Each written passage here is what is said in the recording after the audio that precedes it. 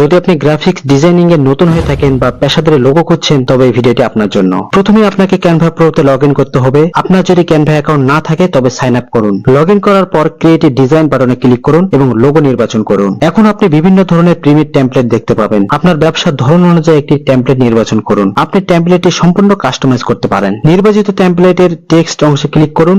আপনার কোম্পানির নাম বা যে কোনো তথ্য যোগ করুন। আপনি ফন্ট, স্টাইল, আকার, রং ইত্যাদি পরিবর্তন করতে পারবেন। আপনার লোগোতে আরো একটি বিশেষ চমক যোগ করতে আপনি আইকন এবং ইমেজ যুক্ত করতে পারেন। ক্যানভার বিশাল লাইব্রেরি থেকে আপনি আপনার প্রয়োজনীয় আইকন ও ইমেজ পেতে পারেন। আপনার লোগোটি আরো সুন্দর করতে আপনি পটভূমির রং পরিবর্তন করতে পারেন। লোগোতে পটভূমি যোগ করলে তা আরো আকর্ষণীয় দেখাবে। সবকিছু শেষ হলে ডাউনলোড বাটনে ক্লিক করুন এবং পিএনজি বা জেপিইজি ফরম্যাটে আপনার লোগোটি সংরক্ষণ করুন। আপনি ট্রান্সপারেন্ট ব্যাকগ্রাউন্ড সহ লোগোটি ডাউনলোড করতে পারেন এবং এভাবেই আপনি সহজে ক্যানভা প্রো ব্যবহার করে একটি চমৎকার লোগো ডিজাইন করতে পারেন। যদি ভিডিওটি আপনার জন্য সহায়ক হয় তবে লাইক, শেয়ার এবং সাবস্ক্রাইব করুন।